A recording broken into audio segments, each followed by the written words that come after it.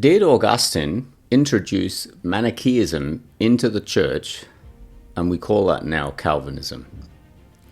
Or to say it in another way, was Augustine the first to introduce Calvinism into the church by mixing its Manichaean ideas into Christian orthodoxy?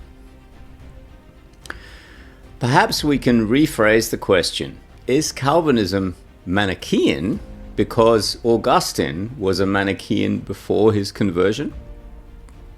Let's look at two video clips, well, they're just two different clips in one video.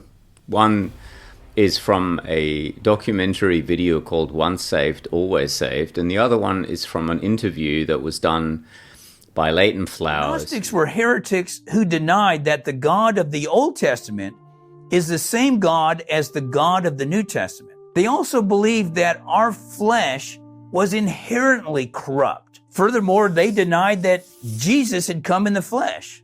And John refers to them in 1 John 4, verse 3 as the Antichrist. And in their refutations of the Gnostics, they would mention how these Gnostics believed that you could never fall away from the faith, that you were essentially eternally secure. Augustine swung the pendulum in the opposite direction, more in the direction of his Mannichean Gnosticism, which had a view that there were the elect among the Manichaeans, and the elect, once they were saved, they were always saved. They would persevere in the Manichaean faith, which was not Christian at all. Brought into Christianity deterministic interpretations of Scripture that no prior Christian for 4 centuries had interpreted that way.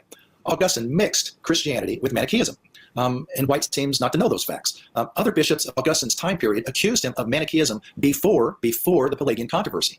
And in fact, Augustine was almost not even ordained as a bishop as a result.